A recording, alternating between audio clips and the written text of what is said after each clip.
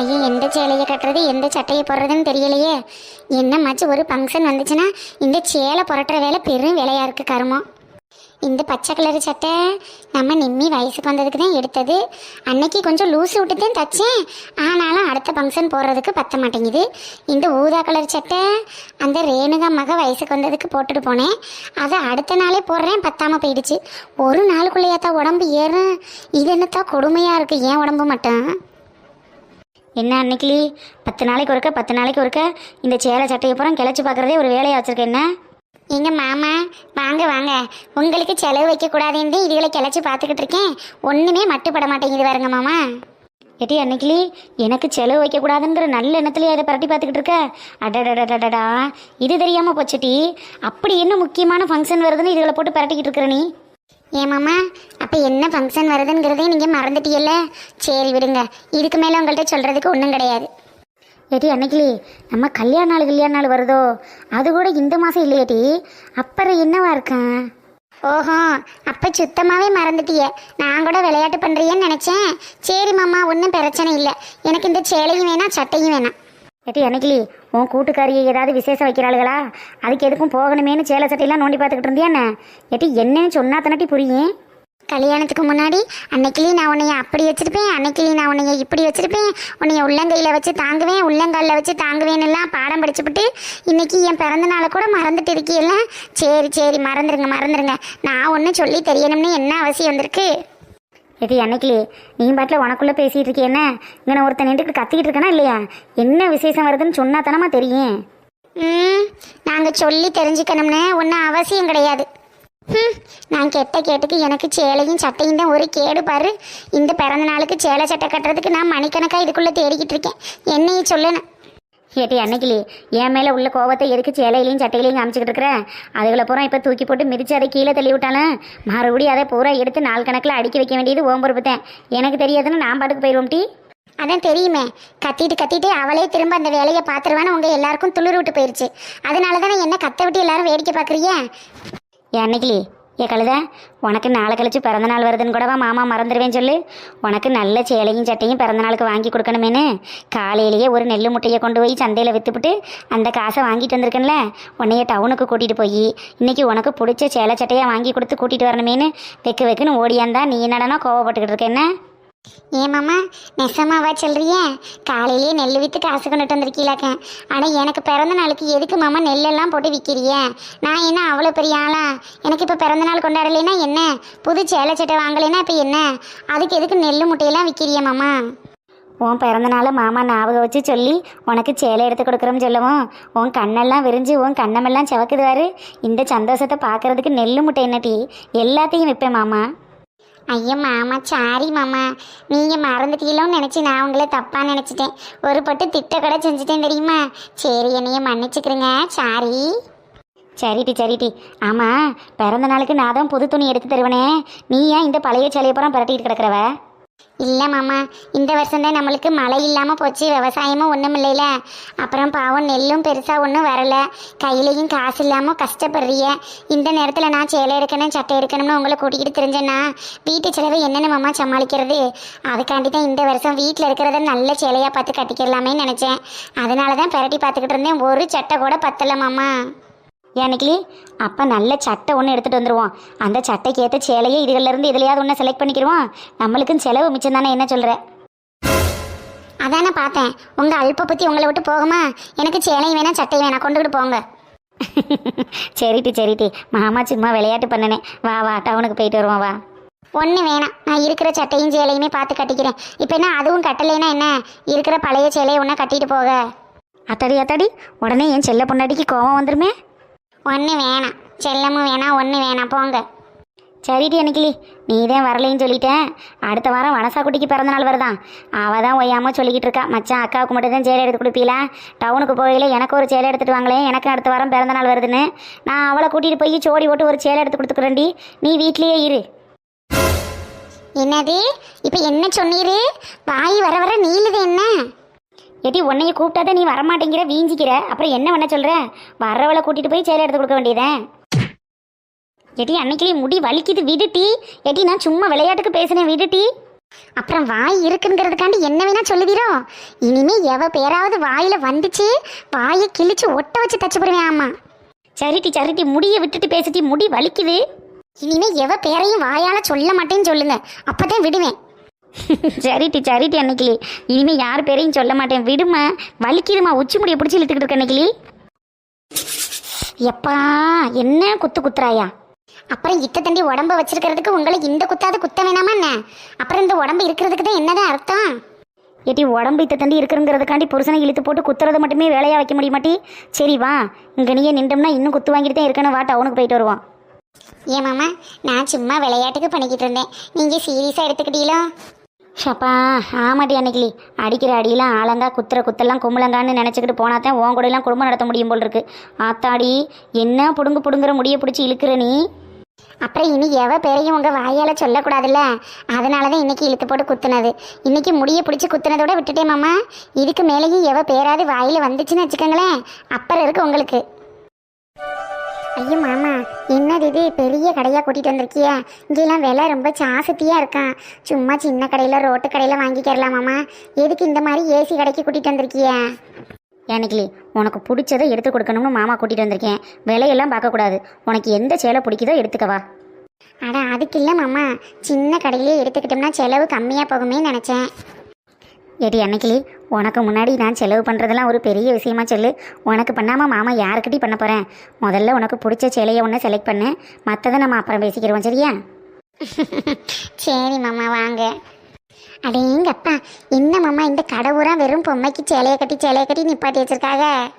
அட அது ஒன்றும் இல்லை அன்னைக்கிளி, உன்னைய மாதிரி நல்ல செவத்த பிள்ளையாக இருக்கிறவங்களுக்கு சேலை கட்டினா இப்படித்தான் இருக்கும்னு மாடல் காமிக்கிறதுக்காக இப்படி வச்சுருக்காங்க. அந்த சிவப்பு சேலை எடுத்து நீ கட்டிக்கிட்டேன்னு வச்சுக்குவேன், அந்த பொம்மை நிற்கிறது மாதிரியே இருக்கும் டி. அந்த பொம்மையும் கொண்டை கிண்டெல்லாம் போட்டுக்கிட்டு உன்னைய மாதிரியே இருக்குவார். அட ஆமாம், இந்த பொம்மையும் நம்மளை மாதிரி தான் கொண்டை விட்டுருக்கு. நம்ம பலாசு பார்க்க வீடியோவில் நிறைய பேர் சொன்னாங்க, அன்னைக்கிளிக்காவுக்கு இந்த கொண்டையை எடுத்து விட்டானே அப்படின்னு. அன்னைக்கிளிக்கா கொண்டையை எடுத்து விட்டுட்டேன்னா அன்னைக்கிளின்னு கண்டுபிடிக்கிறதுக்கே 6 மாதம் ஆகுமே. அதனால தான் அன்னைக்கிளி எப்போதும் இந்த கொண்டையோடையே சுற்றிக்கிட்டு திரிகிறது. ஏட்டி அன்னைக்கிளி, அண்ணாந்து பார்த்துக்கிட்டு இங்கனையே நிற்காம உள்ள வாட்டி போய் மற்ற சேலையை பார்ப்பான். ஏங்க மாமா, வெளியில் அடிக்கிற வெயிலுக்கு இந்த ஏசி கடைக்குள்ள இன்னைக்கு பொழுதோட திரிய சொன்னாக்குள்ள அன்னைக்கிளி திரியுவேன் போல் இருக்கு. அம்பிட்டு சில்லுன்னு இருக்கு பாருங்களேன். ஏன் அன்னைக்கிளி, 1 கிலோ ஆப்பிள் 100 ரூபா, 1 கிலோ ஆரஞ்சு 100 ரூபா, வாங்கம்மா வாங்கன்னு கூப்பிட்றது மாதிரி ஒவ்வொரு ஏசி கம்பெனிலேருந்து வாங்கம்மா வாங்கன்னு கூப்பிட்றாங்களே. இன்னைக்கு ஒரு ஏசி கம்பெனிக்குள்ளே போய் ஒரு ஏசியை வாங்கிட்டு போய் வீட்டில் மாட்டிடுவோமா? ஏங்க மாமா, நம்ம என்ன டவுனுக்குள்ளேயும் சிட்டிக்குள்ளேயும் வண்டியும் காரும் பசும் புகையை அடிச்சுட்டு போகிறாங்களே, அந்த சிட்டிக்குள்ளேயே வாழ்ந்துக்கிட்டு இருக்கோம். நம்மளுக்கு திண்ணையில் வந்து உட்காந்தோம்னா வேப்ப மரத்து காற்று சிலுன்னு அடிக்கும். நெடுவாளி இவள்களோட ஆலமரத்தடியில் போய் உட்காந்தோம்னா அரச மரத்து காற்று அங்கிட்டு சிலுன்னு அடிக்கும். இப்படி காற்று வாங்கிக்கிட்டு இயற்கையாக வாழ்றதை விட்டுவிட்டு இப்படி வந்து டவுனுக்குள்ளே இருக்கிறது மாதிரி ஏசி பட்டியை வாங்கி மாட்டிக்கிட்டு எல்லா கதவையும் இழுத்து அடைச்சிக்கிட்டுல கிடக்க சொல்கிறாரு மனுஷன். அந்த கதையெல்லாம் நம்மளுக்கு சரிப்பட்டு வராதுப்பா.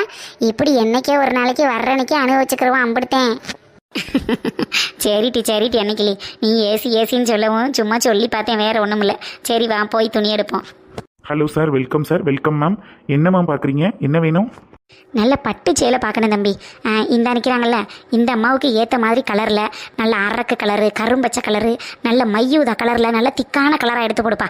ஏன் பொண்டாட்டி நல்ல கலர் இல்லை, அதனால அவளுக்கு அந்த மாதிரி கலர் தான் செட் ஆகும். Okay sir. நீங்கள் என்ன கேட்குறீங்களோ அதை எடுத்து போடுறேன். உங்களுக்கு எது பிடிக்குதுன்னு பாருங்கள். எங்க மாமா நெல்லு போட்ட காசு மொத்தத்தையும் சேலை வாங்குறதுக்கே போட்டுருவிய போல இருக்கு. அட பூனம் சேலை இனம் சேலையில் ஏதாவது எடுத்துகிட்டு போகிறேன் மாமா. எதுக்கு பட்டெல்லாம் கட்டிக்கிட்டு? அட சும்மா இரு அன்னைக்கிளி, நம்ம என்ன வருஷம் பூரமா சேலை வாங்கிட்டு இருக்கோம்? ஏதோ நல்ல நாள் பெருநாளுக்கு வாங்குறோம், அது நல்ல பொருளை வாங்க வேணாமா? நீ பேசாமல் இரு, நான் எடுக்கிறேன். சார் இப்போ பூனம் சாரி எடுக்கவா இல்லை பட்டு சாரி எடுக்கவா சார்? தம்பி, நீ அவர் சொல்கிறதெல்லாம் கேட்காதப்பா. சும்மா 400 ரூபா 500 ரூபாய்க்கு பூனம் சேலை இருந்தால் எடுத்து போடு. இவருக்கு என்ன மனுஷனுக்கு நல்லது கெட்டதே புரியாது. மேடம், சார் தான் நல்ல பட்டு சேலை எடுத்து கொடுக்க ரெடியாக இருக்காரு. அப்புறம் ஏன் நீங்கள் 400 500க்கு பூனை சேலை பார்க்குறீங்க மேடம்? நல்ல பட்டா எடுத்து கட்டிக்கிறீங்கன்னா சும்மா ஜம்முன்னு ராயலாக இருக்கும்ல மேடம். எப்பா நீ சும்மா இரு. விற்கிறதுக்காண்டி என்னத்தையாச்சும் சொல்லிக்கிட்டு தெரியாத. அந்த மனுஷன் தான் கூறு கட்டு போய் என்னத்தையாவது சொல்லி கேட்பாரு. அதுக்காண்டி நீங்கள் விற்க திருந்து அழகிறீங்களாக்க. நான் என்ன இழுத்து கட்டிக்கிட்டு வய வரப்புக்குன்னு களை எடுக்கவும் கருதற்கவும் திரியிற வலிக்கிறதுக்கு பட்டு சேலை அது வாட்டில் வாங்கி வச்சு மூலையில் தான் கிடக்கும். பூனஞ்சேலை கிணஞ்சேலை வாங்கினா டெய்லியும் கட்டிக்கிடுவேன். வேலை வெட்டி பார்க்கறதுக்கு இழுத்து சொருவிக்கிட்டு பார்க்க சௌரியமாக இருக்கும். நீ அதைத்தானே எடுத்து போடுப்பா. நீ விற்கிறதுக்காண்டி என்னத்தையாச்சும் சொல்லி தொலையாத. ஐயோ மேடம், சார் சொன்னாரேன்னு சொன்னேன், வேற ஒன்றும் இல்லை. நீங்கள் என்ன கூறுகட்ட பையன் என்னென்னமோ சொல்கிறீங்க. அன்னைக்கிளி நீ இப்படி ஏதாவது வேலை பார்ப்பேன்னு தெரிஞ்சுதான் நானே கடைக்கு கூட்டிகிட்டு வந்தேன். நீ பேசாமல் இருமா, எனக்கு தெரியும் என்ன எடுத்து கொடுக்கணும்னு. இங்க பிறந்த நாளுக்கெல்லாம் பட்டுச்சேலை கட்டிக்கிட்டு தெரிஞ்சோம்னா உங்க அம்மா என்னையே என்னெல்லாம் திட்ட மாட்டாங்க. இது வேற ஒரு பஞ்சாயத்தா பெருசா வந்து நிற்கும். நீங்க பேசாம இருங்க, உங்களுக்கு ஒன்றும் தெரியாது. மேடம், சார், நீங்கள் 2 பேரும் பேசி டிஸ்கஸ் பண்ணிவிட்டு அப்புறமே என்ன கூப்பிடுங்க. நான் போய் ஒரு டீ சாப்பிட்டு வந்துடுறேன். ஐயா, இந்த பையன் என்ன இப்படி விருட்டுன்னு ஓட தெரியுது? எப்ப வந்து சேலை எடுத்து காட்டுப்பா, நீ பாட்டில் போறீ என்ன? மேடம், நீங்கள் டிஸ்கஸ் பண்ணிக்கிட்டே இருங்க மேடம். நான் டீ குடிச்சிட்டு இப்போ வந்துடுவேன். அன்னைக்கிளி மாமா சொல்கிறான்ல பட்டு சேலை தான். இல்ல மாமா, பூனஞ்சேலை தான். பட்டு தான். பூனம் தான். அட கடவுளே, நான் டீ குடிச்சிட்டே வந்துட்டேன். இதுக்கு இன்னும் டிஸ்கஸ் பண்ணி முடிக்கலையா? நம்ம போய் அடுத்து லஞ்சே முடிச்சுட்டு வந்துடுவோம். சரிட்டி அன்னைக்கிளி, பூனமோ பட்டோ இங்கனக்குள்ளே ஆள் இருந்தால் தானே எடுத்து போடுவாக்க பார்க்க முடியும். இங்கனக்குள்ளே யாரும் வர்றது மாதிரி தெரியல. வா நம்ம போய் வேறு பக்கம் பார்ப்போம். நான் சொல்றதை கேட்டிருந்தா அப்பவே எடுத்துட்டு வீட்டுக்கு போயிருக்கலாம். இப்போ இம்புட்டு நேரம் ஆயிடுச்சு. ஏன் அன்னைக்கிளி, உங்கள் பொம்பளைய கதையெல்லாம் எனக்கு என்ன தெரியாது. இங்கனக்குள்ளே 200 300 சேலை எடுத்து கொடுத்தா என்ன, இது போதும் மாமா அப்படின்னு சொல்லுவியேன். அப்புறம் வீட்டுக்கு போய் உங்கள் கூட்டுக்காரியை என்னத்தையாவது சொன்ன பிறகு என்ன எடுத்து கொடுத்தியே, 300 400 பூனத்தில் ஒரு சேலை எடுத்து கொடுத்தியே, இது ஒரு பெரிய விஷயமா? அவ புருஷன் மருக எம்புட்டம்புட்டோ செய்கிறாக, ஒரு சேலைக்கு கூட நான் வக்கில்லையே, ஒரு பட்டுக்கு கூட நான் வக்கில்லையேன்னு நீ என்னத்தையாவது பேசுவ. இது எனக்கு தேவை அன்னைக்கிளி. வந்துட்டேன், எடுத்துகிட்டு போயிடுவோம், அவ்வளோதான். அதானே கேட்டேன். பொம்பளையில கிண்டல் பண்ணி பேசுறதுனா இந்த ஆம்பளைகளுக்கு சொல்லவா வேணும்? நல்லா இழுத்து நல்லா நீட்டி பேசுவாங்க. எங்க வீடியோ பார்க்குற தோழிகளே, நம்ம என்ன அப்படியா இருக்கோம்? அப்படியா வீட்டில் போய் சொல்லுவோம்? அப்படி மாமா சொல்றது மாதிரி யாராவது இருந்தா கமெண்ட் பாக்ஸில் கமெண்ட்ல சொல்லுங்க. இங்கே பாரு அன்னைக்கிளி, உனக்கு பட்டுச்சேலை எடுத்து கொடுக்கணும்னு முடிவில் வந்துட்டேன். பட்டுச்சேலை தான் எடுத்து கொடுப்பேன், நீ வாங்கி கட்டிக்கிறணும் சரியா? மாமன் பேச்சுக்கு மறு பேச்சு பேசக்கூடாது. சரி மாமா, சரி. பட்டு சேலையை தானே எடுத்து போட சொல்லுங்க, பார்ப்போம். என்ன சார், பட்டு சிலையா பூணும் சிலையான்னு முடிவு பண்ணிட்டீங்களா? முடிவெல்லாம் பண்ணியாச்சுப்பா தம்பி. என் பொண்டாட்டி பிறந்த நாளுக்கு பட்டு சேலை தான் எடுத்து கொடுக்கணும்னு முடிவு பண்ணிட்டேன். நல்ல பட்டா உன்கிட்ட இருக்கிறதுலையே நல்ல நயம் பட்டா எடுத்து போடுப்பா. சார், பட்டோட தரத்தை பற்றிலாம் நீங்கள் கவலையே பட வேணாம். நம்ம கடையில் இருக்கிற எல்லா பட்டுமே நல்ல நயமான பட்டு தான் சார். நீங்கள் பார்த்து செலெக்ஷன் மட்டும் பண்ணுங்கள். அக்கா கட்டிட்டு வந்து எப்படி இருக்குங்கிறத அக்கா சொல்லுவாங்க. ஏட்டி அன்னைக்கிளி, நீ பார்த்து செலெக்ஷன் பண்ண, உனக்கு என்ன பிடிக்குதுன்னு உனக்கு தானே தெரியும். அட என்ன மாமா, நீங்கள் ஒன்று ஆசையாக பட்டுச்சேலை வாங்கி கொடுக்க வந்தது நீங்கள், அப்புறம் என்னையும் செலெக்ஷன் பண்ண சொல்கிறீங்களே என்ன? நீங்களா பார்த்து ஒரு நல்ல கலராக எடுத்துக்கிடுங்க. நீங்கள் எடுத்து கொடுக்குற எந்த கலராக இருந்தாலும் எனக்கு பிடிக்கத்தான் செய்யும். சரிட்டி, உன் நேரத்துக்கு ஏற்ற கலரில் ஒரு சேலை பார்ப்போம். இங்கே பாருங்கள் சார், இது நல்ல புது மாடலில் வந்திருக்கு. பனாரஸ் பட்டுன்னு சொல்கிறாங்க. இது வேணா பாருங்கள் சார், உங்களுக்கு பிடிச்சிருக்கான்னு. ஏமாம்மா, பனாரஸ்னா இந்த சோனு பப்படின்னு சொல்லுவாங்களே, அதுதானே? இந்த கிளவி வெள்ளை முடி மாதிரி இப்படி நீட்டிக்கிட்டு குச்சியாக இருக்குமே, புள்ளையே சுருட்டி வாயில் போட்டால் கூட ஒரே வாயில் கரைஞ்சி வருமே, அதைத்தானே சொல்லுவாங்க பனாரஸ் சோனு பப்படின்னு. அட, அதை இல்லாமல் பட்டு சேலைக்கு பேராக வச்சுருக்காங்க.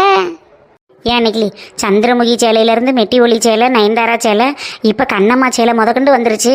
இதில் பனாரஸ் சேலை வர்றது என்ன பெரிய விஷயமா? அட பாருட்டி, உனக்கு என்ன கலர் பிடிக்குதுன்னு. இந்தாப்பா தம்பி, எனக்கு பாக்கியலட்சுமி சேலை இருக்கேன். பாக்கியலட்சுமி சேலை இருந்தால் எடுத்து போடுவேன், பார்ப்போம் நல்லா இருக்கான்னு. மேடம், பாக்கியலட்சுமி சேலைன்னு ஒரு சேலை கூட வரல. நீங்கள் ஏதோ பேர் தப்பாக சொல்கிறீங்கன்னு நினைக்கிறேன். ஏப்பா, நீ என்ன ஏமாத்த பார்க்குறியாக்க? யாருக்கிட்ட வந்து கதை சொல்லிக்கிட்டு இருக்கிற? டெய்லி ராத்திரி 8:30 மணி ஆகிட்டேன்னா தட்டில் சோத்தை போட்டு சாப்பிட்றனும் இல்லையா? பாக்கியலட்சுமி சீரியலுக்கு முன்னாடி ஆளால் உட்காந்துருப்பேன். யாரை பார்த்து என்ன வார்த்தை சொல்கிற நீ? கேட்டி அன்னைக்கிளி, சீரியல் பேரை சொன்னீன்னா அவன் எப்படிட்டி சேலை எடுத்து போடுவான்? நீ ஏதாவது சேலை பேரை சொல்லி கேளுட்டி. ஏங்க மாமா, நீங்கள் தானே சொன்னீங்க சந்திரமுகி சேலையிலேருந்து கண்ணம்மா சேலை வரைக்கும் வந்திருக்குன்னு. கண்ணம்மாலாம் இப்போ ஓல்டு ஆயிடுச்சு. நல்ல பாக்கியலட்சுமி தான் விறுவிறுப்பாக ஓடிக்கிட்டு இருக்கு. அதனால தான் அந்த சேலையை கேட்டேன். வெளியிலேருந்து நம்ம மாடனு நெடுவாளி வனசாக்கிட்டெலாம் போய் இப்போ உள்ள ட்ரெண்டிங் சேலை கட்டியிருக்கேன்னு பீத்திக்கிட்டு தெரியலாம்ல. ஆனால் அதுக்காக கேட்டேன்னா இந்த பையில நீங்களும் சேர்ந்துக்கிட்டு அதிசயம் பண்ணிக்கிட்டு தெரியல என்ன? அட, இந்தம்மா என்ன சரியான சீரியல் பைத்தியமாக இருக்கும் போல் இருக்கு. இதை கொண்டதும் ஆளாக கடையில் விட்டு ஏன் உயிர் எடுக்கிறாங்க? எப்பா தம்பி, நான் கேட்டுக்கிட்டே இருக்கேன், நீ பாட்டில் எனக்கு என்னென்னு நின்றுக்கிட்டு இருக்கீங்க என்ன? நல்ல பாக்கியலட்சுமி சேலையில் 4 கலர் எடுத்து போடு. அதில் எனக்கு பிடிச்ச கலராக பார்த்து நான் செலெக்ஷன் பண்ணிக்கிறேன். சார், என்ன சார் உங்கள் ஒய்ஃப் இப்படி இருக்காங்க? ஏப்பா, இந்த மாதிரி கஸ்டமர் எல்லாம் நேக்கு போக்கா சமாளிக்கதான் உங்களுக்கு தெரியுமே. அப்புறம் என்னமோ புதுசாக நடக்கிறது மாதிரி வித்த காட்டிக்கிட்டு இருக்கீ என்ன? அட, எப்படி சமாளிக்கிறதுன்னு பார்த்து சமாளித்து எடுத்து போடுப்பா. அடடா, இந்த மனுஷன் ரொம்ப அடிபட்டிருப்பார் போல் இருக்கு. அதனால தான் நம்மளுக்கு சப்போர்ட் பண்ணி பேசுறாரு. பரவாயில்ல, அவன் எடுக்கிற முடிவு நம்மளுக்கு சாதகமாக தான் இருக்கு. இருக்கிற சேலையில 4 சேலை நல்ல சேலையாக எடுத்து போட்டு, இதுதான் பாக்கியலட்சுமி சேலை, இதில் ஒன்று எடுத்துகிட்டு போமான்னு சொன்னால் அந்த மாவும் விறுவிறுன்னு எடுத்துகிட்டு போயிடும். சரி, இந்த டெக்னிக்கை நம்ம ஃபாலோ பண்ணிக்கிடுவோம். எப்பா தம்பி, நீ பாக்கியலட்சுமி பாப்பியா பார்க்க மாட்டியா? அதில் கூட இந்த ராதிகான்னு ஒருத்தி வருவாளே, அவதான் இப்போ வில்லியா நடிக்கிறா. அந்த கதையெல்லாம் உனக்கு தெரியுமா? அந்த கோபி இருக்கான்ல, அவன் 2வது கல்யாணம் பண்ணி கூட்டிகிட்டு வந்துட்டான்ப்பா. பாவம் அந்த பாக்கியலட்சுமி அந்த பொம்பளை பிள்ளைய வச்சுக்கிட்டு இங்கிட்டத்தையும் விடுவோமா அங்கிட்டத்தையும் விடுவோமான்னு தெரியாமல் அல்லாடிக்கிட்டு இருக்குது. அட இந்த கதையை எங்கே ஒய்ய சொல்ல. சார் சார் சார், உங்கள் பொண்டாட்டியை கொஞ்சம் கதையை நிறுத்த சொல்லுங்கள் சார். டைரக்டரே தோற்று போயிடுவாங்க போல் இருக்கு. அந்தளவுக்கு சின்சியராக கதை சொல்லிக்கிட்டு இருக்காங்க.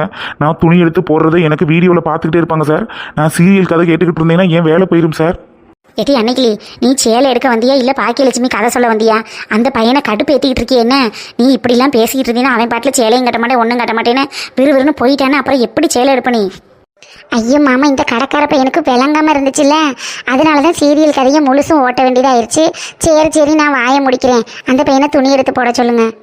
இங்கே பாருங்கள் மேடம், புதுசாக ஆஃபர் வந்திருக்கு மேடம். 2 சேலை எடுத்தால் 1 சேலை ஃப்ரீ மேடம். உங்களுக்கு எந்த கலர் பிடிக்குதுன்னு சொல்லி நீங்கள் 2 சேலை சூஸ் பண்ணிங்கன்னா 1 சேலையை நாங்கள் சும்மாவே கொடுத்துருவோம். ஏங்க மாமா, இந்த சேலை ஆப்பர் நல்லா இருக்குல்ல? 2 சேலை எடுத்தோம்னா 1 சேலை ஃப்ரீயா. ஒரு கையில் 3 மாங்காய். எப்படி இருக்கும்? எடுத்துகிட்டு போனோம்னா ஒரு நாளைக்கு ஒன்றா கட்டிக்கிட்டு இப்படியே ஆட்டலாம் மாமா. இது என்ன விலைன்னு கேட்டு பாருங்களேன். தம்பி, ஆஃபர்னா இது ரேட்டெல்லாம் எப்படிப்பா கொஞ்சம் சொல்கிறீங்களா? இங்கே பாருங்கம்மா, 1 சேலை 1500 ரூபா. இதே நீங்கள் 2 சேலையை வாங்கினீங்கன்னா 3000, 1 சேலை ஃப்ரீயாக தந்துடுவோம். உங்களுக்கு எப்படி வசதின்னு நீங்களே சொல்லிக்கிறீங்க. ஏன் மாமா, ஆப்பர் போட்டிருக்கான்ல, 3000 தானே? இந்த 2 சேலை வாங்கினோம்னா கூட 1 சேலை கிடைக்கும்ல மாமா. இதை வாங்கிட்டு போயிடுவோமா? ஏட்டி அன்னைக்கு வீட்டில் இருந்து கிளம்பையில் என்னமோ உங்களுக்கு மிச்சம் பண்ண போகிறேன், வீட்டில் இருக்கிறதுல ஏதாவது ஒரு நல்ல சேலை எடுத்து கட்டிக்கிறோம்னு சொன்னேன். சரி வாமான்னு கடைக்கு கூட்டிகிட்டு வந்ததுக்கு, இல்லை பட்டு சேலையெல்லாம் வேணாம், பூனஞ்சேலையே 200 300 வாங்கி கொடுங்க, அதையே சந்தோஷமாக கட்டிக்கிறோம்னு சொன்னேன். இப்போ என்னடானா பட்டு சேலையை பார்த்தோன்னே ஆன்னு வாயை பழந்துக்கிட்டு 3000 சேலையை லம்பாக தொக்குறி என்னட்டி, அதுவும் 1 2 இல்லை 3 சேலை வேற. ஆமாம், நான் என்னமோ ஆசைப்பட்டு எனக்கு பட்டு சேலை கேட்டது மாதிரில சொல்கிறியே. நான் வந்ததுலேருந்து வேணான்னு சொல்லிக்கிட்டு இருக்கேன். ஏதோ ஆப்பர் போட்டிருக்காங்களே, 1 வாங்க வந்த இடத்துல 1க்குள்ளே காசை கொடுத்துட்டு 3 வாங்கிட்டு போவோமேன்னு நினச்சேன். இது ஒரு குத்தமா எனக்கு சேலையும் வேணாம், ஒரு மண்ணு வேணாம். ஆரம்பிச்சிட்டாயா நீலி கண்ணீர் வடிக்க ஆரம்பிச்சிட்டாயா. ஏட்டி அன்னைக்கு சரி போது நிறுத்திட்டி, உனக்கு என்ன பிடிக்குதோ அதை வாங்கிட்டு வீட்டுக்கு வா போவோம். என் மாமன் தான். நான் ஆசைப்பட்டது மாதிரியே எனக்கு 1க்கு 3 பட்டு சேலையில வாங்கி தரப்போறாரு. அப்புறம் மாமன்னா சும்மாவா இருக்கு? உங்களுக்கெல்லாம் பட்டு சேலைக்கு மேலே பட்டு சேலையாக வாங்கி கொடுத்தா மாமன் சும்மா தம்பிட்டு இருக்கணும். இங்கே இருங்க மாமா, எனக்கு ஒன்றும் சேலை வேணும்னு நான் ஒன்றும் ஆட்டம் போடலை. நீங்கள் கூட்டிகிட்டு வந்ததுனால தான் நான் வாங்கிட்டு இருக்கேன். சும்மா கடைசியில் எல்லா பழியையும் தூக்கி ஏன் தலையில் வச்சிடாதே அம்மா சொல்லிவிட்டேன். சரிம்மா அன்னைக்கு பர்த்டே பேபி இதுக்கெல்லாம் கோவப்படலாமா சொல்லு. உனக்கு பிறந்தநாள் அன்னைக்கு என்ன கலர் பிடிக்குதோ அந்த கலரை கட்டிக்கிட்டு வந்து நில்லு, சரியா? சரி மாமா, 3 சேலையும் பேக்கு பண்ண சொல்லிடுங்க. தம்பி, உனக்கு கல்யாணம் ஆயிடுச்சாப்பா? எப்பா தம்பி, கல்யாணம் ஆயிடுச்சான்னு தானே கேட்டேன், அதுக்கே நீ இந்த மொழி முழிக்கிற? ஐயோ சார், ஒரு நாளைக்கு நான் 100 கஸ்டமர் அட்டன் பண்ணிகிட்டு இருக்கேன். அதில் 50 பேர் பொண்டாட்டியோடு சேர்ந்து வந்து சேலை வாங்க வந்தவங்க தான். அவங்களெல்லாம் பார்த்துப்புட்டு நான் கல்யாணம் பண்ணணும்னு நினைப்பேன். அட போங்க சார், நீங்கள் ஒன்று. அட என்ன தம்பி நீ ஒன்று, நம்ம கல்யாணம் பண்ணவங்களுக்கெல்லாம் ஒரு மந்திரம் இருக்குல்ல, சரிம்மா சாரிம்மா, இந்த மந்திரத்தை மட்டும் சொல்லிக்கிட்டே இரு, உனக்கு எந்த பிரச்சனையும் இல்லாமல் கல்யாண வாழ்க்கை சுமூகமாக போகும். சார், நீங்கள் ரொம்ப அனுபவசாலி சார். ஏ தம்பி, வீட்டை கட்டிப்பாரு கல்யாணத்தை பண்ணிப்பாருன்னு அந்த காலத்து பழமொழி சொல்லுவாங்க. ஆனால் இந்த காலத்து பழமொழி என்ன தெரியுமா? கல்யாணத்தை பண்ணிப்பாரு பொண்டாட்டியை சமாளிச்சுப்பாரு. இதுதான் இந்த கால பழமொழி. போதும் ஒரே தான் அந்த பையகிட்ட தாளிக்கிறீங்களேன்னா அதிசயமாத்தேன். சரி பேக்கு பண்ண சொல்லிட்டு வாங்க வரசா. சரிம்மா அன்னைக்கிளி, இந்த வந்துட்டம்மா. ஓஹோ, இதுதான் அந்த சரிமாவோ? இந்த ஆம்பளையிலாம் கொஞ்சம் பேச விட்டோம்னா போதுமே, நம்ம தலையில ஏறி உட்காந்துக்கிட்டு நம்ம முடியவே பிடுங்கி காட்டுவாங்க. ஏட்டி அன்னைக்கிளி, வெயில் அடிக்கிற அடி மண்டையெல்லாம் எரியுது, வாவேன் ஏதாவது ஜூஸ் சில்லுன்னு குடிச்சிட்டு போவோம். அட ஆமாம் மாமா, நானும் கடையை விட்டு வெளியில் வந்தோன்னே அதைத்தான் நினச்சேன். நீங்களும் கரைக்கிட்டா சொல்லிட்டிய. வாங்க ஜூஸ் கடைக்கு போய் ஏதாச்சும் குடிப்போம். ஏட்டி மனசா, அங்கே வார நம்ம மச்சான் மாதிரி தெரியுது. அட ஆமாம் வனசாக்கா, பக்கத்தில் அத்தை தண்டி உருவம் அன்னைக்கிளிக்கா நிற்கிறது உனக்கு கண்ணுக்கு தெரியல, ஆனால் மச்சான் நிற்கிறது மட்டும் உனக்கு கண்ணுக்கு தெரியுதோ? சரி விடுமுட்டி, அதுக்காண்டி என்னத்தையாச்சும் இக்கு வச்சு பேசிக்கிட்டு தெரியாம. ஏ அன்னைக்கிளிக்கா என்னட்டி இது, கூப்பிட கூப்பிட புருஷன் முன்னாட்டி விருட்டுன்னு ஓடுறாக. ஏக்கா பக்கத்தில் உள்ள ஜூஸ் கடைக்குள்ள தான் போயிருக்காங்க. சரி ஜூஸ் குடிக்க போயிருப்பாங்க. வெயிலுக்கு குடிச்சிட்டு வரட்டும் மங்கனக்குள்ளே நிற்போம். எட்டி கூரத்தை நெடுவாளி, யாராவது ஜூஸ் கடைக்குள்ள போறவங்கள பார்த்துட்டு பேசாம எனக்குள்ள நிப்பாகலாட்டி. பொம்பளை மட்டும் போனா கூட குடிக்கிறியா அப்படின்னு கேட்டுட்டு பேசாம இருந்துருவான். ஆனா ஆம்பளை கூட நிக்கையில போனோம்னா வெறுட்டுன்னு சட்டப்பைக்குல இருந்து காசை எடுத்து வேகமா கொடுத்துருவான்ல. நம்மளும் போனோம்னா ஓசியில 2 ஜூஸ் குடிச்சிட்டு வரலாம் டி, அடியில வாட்டி போவோம். அதானே கேட்டேன், எங்கே அன்னைக்கிளிக்க மேலே உள்ள பாசத்தில் கூப்பிட்றியோன்னு நினச்சேன். நீ ஜூஸ் குடிக்க தான் கூப்பிட்ருக்க. என்ன சரியான ஆளுட்டி வேண சொன்னீன்னு. குடும்ப வாழ்க்கையில இதெல்லாம் சாதாரணமாப்பா. நிறுத்து. அரசியல் வாழ்க்கையில் இதெல்லாம் சாதாரணமாப்பான்னு தானே சொல்லுவாங்க. இப்போ நீங்களாம் உங்களுக்கு ஏற்றது மாதிரி ஏதாவது வார்த்தையை போட்டு மாற்றிக்கிறீங்களோட்டி. அட ஆமா ஆமா, பேசிக்கிட்டு இங்கனையே நின்றோம்னா அவங்க ஜூஸை குடிச்சிட்டு கடையை விட்டு வெளியே வந்துடுவாங்க. அட சீக்கிரம் வாட்டி, நம்மளும் போய் ஆளுக்கு ஒரு ஜூஸை குடிச்சிட்டு ஓடியாருவோம். சரிம்மா, உன் புத்தியை யாரால மாற்ற முடியும்? அவங்க கடையை விட்டு வெளியில் வந்துட்டா நானே உனக்கு காசை போட்டு ஜூஸ் வாங்கி தரேன். வீங்கி போய் ஏங்கி போய் செத்துக்கிட்டு போயிடாத. ஆமா ஆமா, காலையில துணி எடுக்கணும்னு சொல்லி துணைக்கு கூட்டிட்டு வந்தவ மத்தியானம் ஆயிடுச்சு. அட ஒரு கருப்பு கலருக்கு கூட வக்கல்ல வாங்கி கொடுக்கல. இதுல அடுத்தவங்க வாங்கி கொடுக்கலன்னா இவங்க காசை கொடுப்பாங்களாம். அவ முகரையில முள்ள வெட்டி சாத்த. வனசாக்கா, அப்பப்போ நீ மைண்ட் வாய்ஸ்ன்னு நினச்சி சத்தமாக பேசிட்டு தெரியல. யாருக்கிட்ட உதப்பட்டு சாக போறேன்னு தெரியல. ஒழுங்கு மரியாதையா வா.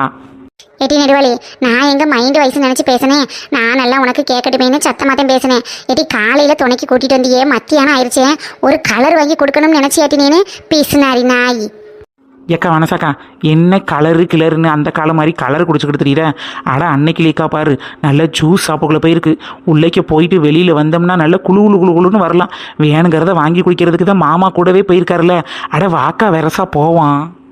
அடி அல்ப கழுத, துணைக்கு வந்தோம்னா எனத்தையாவது வாங்கி கொடுப்பாளுக, திண்டுட்டு வரலாமேன்னு நினச்சிட்டே வந்தேன். இங்கே வந்து பார்த்தா இவளுக அதை காட்டில இருக்காளுக. இனிமே துணைக்கு வந்தாலும் ஆள் பார்த்துட்டே வரணும். சும்மா இவளுகளோடையெல்லாம் வந்துக்கிட்டு டைம் வேஸ்ட் பண்ணிட்டு இருக்கக்கூடாது. ஆத்தாடி, இந்த வெயிலுக்கு இந்த ஜூஸை குடிக்க வந்தானே வயிறுலாம் குழுங்குது. ஏட்டி அன்னைக்கிளி, குடிச்சிட்டு இன்னொன்று வேணும்னாலும் வாங்கிக்கிட்டி. நீ பாட்டில் பேசாமல் எனக்கு என்னன்னு வராத. இல்லை மாமா, போதும் வெயிலுக்கு தாகம் எடுக்குதுன்னு தண்ணியை பூரா மண்டிட்டேன்ல, அதனால ஜூஸை குடிக்க முடியல. இதோட போதும் மாமா.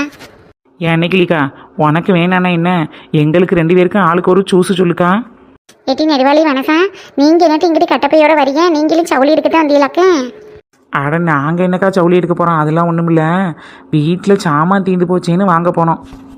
அப்படியா? சரிம்மா, வாங்க ஆளுக்கு ஒரு ஜூஸ் குடிங்க. மாமா, ஆளுக்கு ஒரு ஜூஸ் சொல்லுங்க. எட்டி நெடுவாளி, நான் தான் சொன்னேன்ல, இதே அன்னைக்கிளிக்கா மட்டும் இந்த இடத்துல இருந்து ஜூஸ் குடிச்சுன்னு வச்சுக்க, ஆளுக்கு 10 ரூபா நம்மளும் சேர்த்து தான் கொடுத்துட்டு வரணும். ஏன்னா பொம்பளையே எல்லா விஷயத்துலையும் கணக்காக இருப்பாளுங்க. இன்னைக்கு மச்சான் இருக்கிறதுனால 1க்கு 2 ஜூஸாக வாங்கி குடிச்சிட்டு வருவோம். வயிற்றுக்கு நல்லா குழுன்னு இருக்கும். எக்கா மனசக்கா, நீனும் பயங்கரமான ஆளாத்தான் இருக்க. ஓசிலேயே உழ வைக்கிறதுக்கு எப்படி தெரியற வரேன். ஆமாம், இவளுகெல்லாம் ஓசியில் ஒன்றுமே வாங்க மாட்டாளுகள்ல. அப்புறம் ஏன் கூப்பிட்டோன்னு ஆளாக முன்னாடி வந்து நிற்கிறேன். எனக்கு வேணாம், நான் போகலை, நீ மட்டும் போய் குடிச்சிட்டு வரேன்னு சொல்லிட்டு அங்கேயே வாசலில் நிற்க வேண்டியதானே டீ. இப்போத்தான் முன்னாடி வந்து நின்றுக்கிட்டு இப்போத்தான் ராகம் பாடிக்கிட்டு இருக்கான்.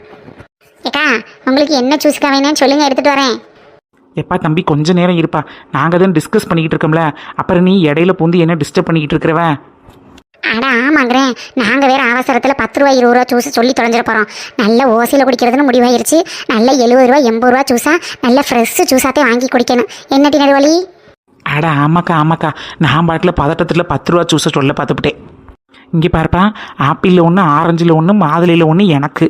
அப்புறம் இந்த காக்கு என்ன வேணும்னு அதுகிட்டே கேட்டுக்க. எனக்கு இவ்வளோ மாதிரி காஸ்ட்லியெல்லாம் வேணாப்பா.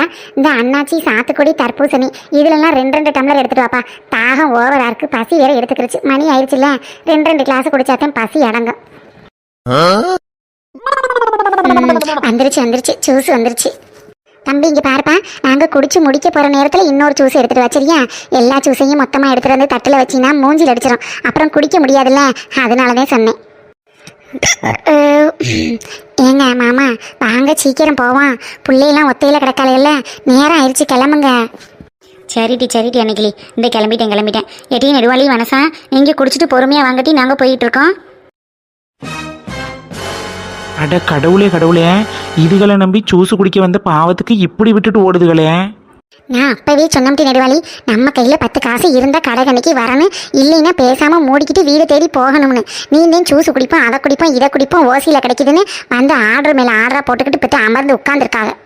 மேடம் மேடம் பதட்டப்படாதீங்க. நீங்கள் எத்தனை ஜூஸ் ஆர்டர் பண்ணீங்களோ அத்தனை ஜூஸுக்கும் அந்த அண்ணன் காசு கொடுத்துட்டு தான் போயிருக்காரு.